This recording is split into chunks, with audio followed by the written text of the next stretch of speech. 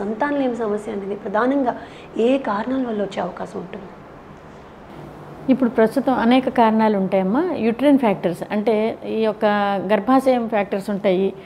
ఈ విధంగా గర్భాశయం ఉంటుంది. గర్భాశయం పై పొర, మధ్యలో పొర, లోపల పొర, వీటిల్లో ఉన్న ప్రాబ్లమ్స్ వలన కూడా సంతానం కలగకపోవచ్చు. వీటిల్లో ఇన్ఫెక్షన్స్ రావచ్చు, అనేక రకాలు. అలాగే రెండు పక్కల రెండు ఓవరీస్ ఉంటాయి, వీటిని అండాశయాలు అంటాం. ఇప్పుడు మగవాళ్ళల్లో బీర్జాలు ఎలా ప్రత్యుత్పత్తికి కారణమవుతాయో మామూలుగా ఈ శుక్రకణాలను ఉత్పత్తి చేస్తాయో, అలాగే మనకి ఆడవాళ్ళల్లో ఈ యొక్క అండాశయాల్లో ఆడపిల్ల పెద్ద మనిషి అయిన దగ్గర నుంచి ఒక్కొక్క అండం విడుదల జరుగుతూ ఉంటుంది, పెరిగి విడుదలవుతూ ఉంటుంది. సో అది కనుక కరెక్ట్గా జరగకపోతే వాటిల్లో అనేకమైన సమస్యలు రావచ్చు, సిస్టులు రావచ్చు, లేదంటే పీసీఓఎస్, మెయిన్గా ఈ గుడ్డు ఉత్పత్తిలో ప్రాబ్లం అనమాట. పీసీఓఎస్ అంటే వాళ్ళల్లో కొన్ని ప్రాబ్లమ్స్ ఉంటూ ఉంటాయి. అలాగే ఈ ట్యూబ్స్, ఫెలోపియన్ ట్యూబ్స్ అంటాం, ఫెలోపియన్ ట్యూబ్స్లో కూడా ప్రాబ్లం రావచ్చు.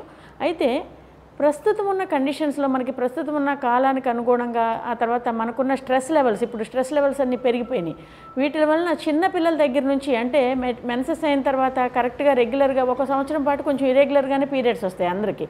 2 నెలలకు రావచ్చు, 3 లేదా 4 నెలలకు రావచ్చు. ఫస్ట్ మెన్సెస్ మెచ్యూర్ అయిన తర్వాత 5-6 నెలలకు కూడా పీరియడ్ రావచ్చు.